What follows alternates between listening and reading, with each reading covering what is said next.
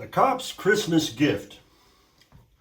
One of the guys in the neighborhood had a 1962 Chevy Biscayne. We used to use it in the winter to smoke cigarettes and drink our beer. It was our corner tavern. The owner was a kid called Slim, and Slim was a tall, lanky Polski. He came from a poor family that didn't have much. Besides being tall and thin, Slim had a strange-looking eye. When he looked at you, his right eye was always pointing away. You couldn't tell if he was looking at you or some far-off distant object. Now, the story behind the odd eye was this.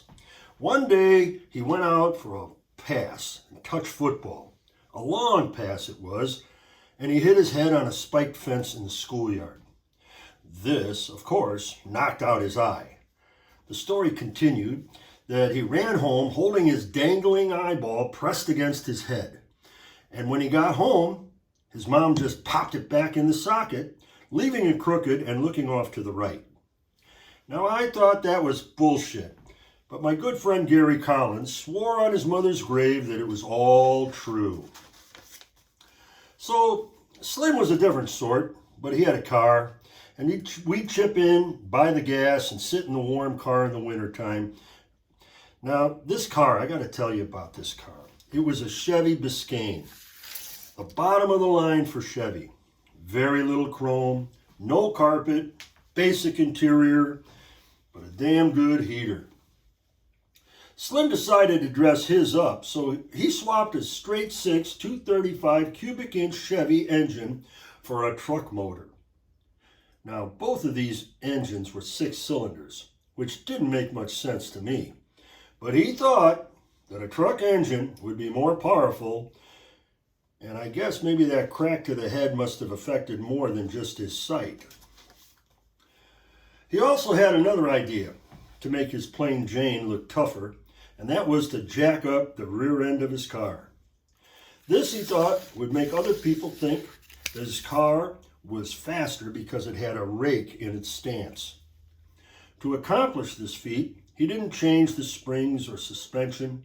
Instead, he inserted metal spacers between the springs. The result was that this car had the feel of an Old West buckboard.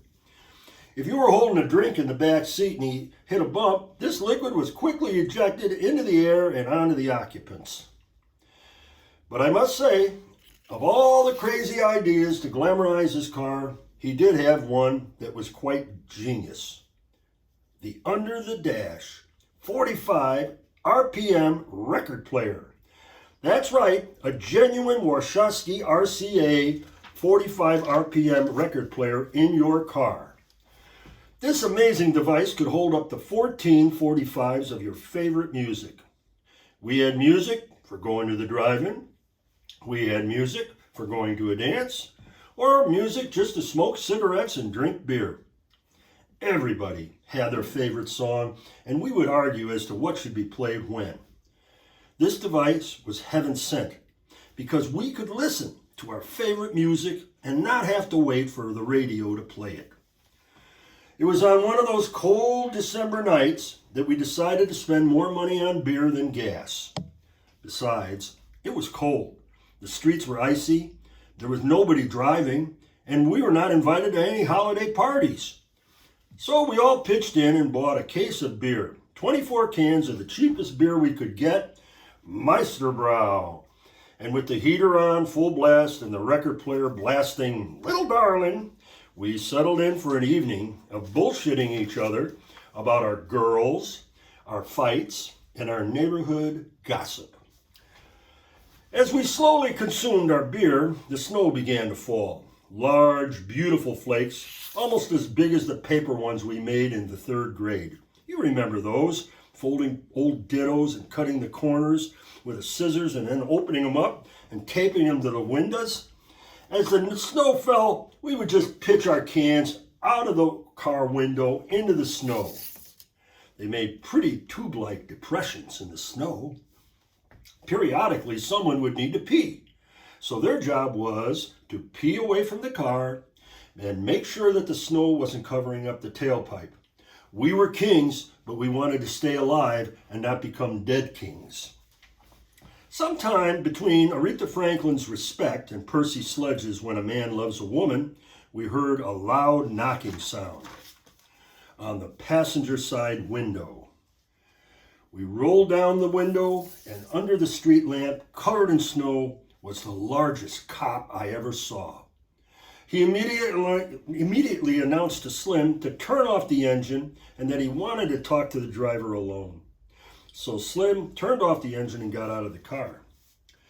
While Slim was outside with the cop, the rest of us discussed what to do.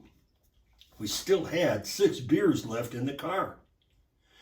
We were drinking in a car, but it wasn't moving. Heck, the tires are covered with snow. But we were all underage. But it was almost Christmas. Maybe the cop would give us a break. When suddenly Slim hopped back into the car and announced to us, "The cop wants money." In those days, many drivers would take a $20 bill and paperclip it to their license. Just in case you got pulled over by a cop, then you would surrender your license with the 20. The cop would pretend to examine your license and make sure it was you, and then he would return the license plus the clip minus the $20. A perfect world indeed. So we all started to empty our pockets for money. Now, I never told anyone this before, but I had a $20 bill in my pocket plus some change. And I already pitched in $5 for the beer and gas, and I didn't want to give up a 20. Heck, $20 was a lot of money for a 17-year-old, and it took a long time to earn it. So I handed over a total of 7 cents. That's right, a nickel and 2 pennies. That made a total for the cop of $1.47. Slim handed it out the window, and the cop, who upon seeing this paltry sum, proceeded to toss the money back through the window, peppering the occupants inside. He then proceeded to yell, "Keep it, you assholes! You need the money more than me." Then he added the following instructions. "Turn off that goddamn car, pick up them goddamn cans, and get the hell out of here. I don't want to see your ugly faces again." We politely thanked the officer, picked up the cans, turned off the car, and went home to a very Merry Christmas.